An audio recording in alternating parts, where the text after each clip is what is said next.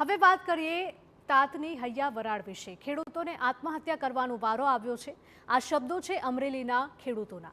જાફરાબાદ તાલુકાના માણસા ગામે ખેડૂતોએ ભારે હૈયા વરાળ કાઢી છે અને મગફળીના પાકમાં દિવાસળી ચાંપી દીધી છે। કમોસમી વરસાદમાં મગફળીનો પાક બગડી જતા ખેડૂતોને પાક સળગાવવાનો વારો આવ્યો છે। ખેતરોમાં એટલું નુકસાન થયું છે કે ઢોરને ખવડાવવા માટે પણ પૂરતો પાક નથી રહ્યો, જેના લીધે અમુક ખેડૂતો માટે બગડી ગયેલો પાક ઢોરોને ખવડાવી દેવાની નોબત આવી છે। મહત્વનું છે કે કમોસમી વરસાદમાં ન માત્ર મગફળી પરંતુ ડુંગળી અને કપાસના પાક પણ નિષ્ફળ જતા ખેડૂત પરિવારો પર પડ્યા પર પાટું હોય તેવી સ્થિતિ સર્જાઈ છે। સરકાર ખેડૂતોનું સંપૂર્ણ દેવું માફ કરે તેવી ધરતીપુત્રોની માંગ છે।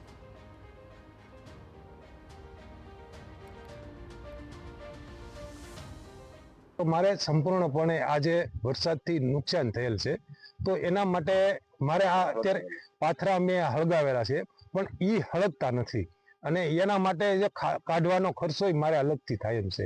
તેમ છતાં મારે અત્યારે માલ ઢોર માટે નીણ નથી। અમે તો અમારું પેટ ગુજરાન કરી લઈશું, પણ જે માલ છે, પશુ છે, તે એના માટે અમારે શું કરવાનું? એની ઘરે માલ ઢોર હોય એના માટે પશુનો સારો એક પણ રૂપિયાનો સારો એની પાસે એક જરીકે નથી રહ્યો, બધો પલળી ગયો છે।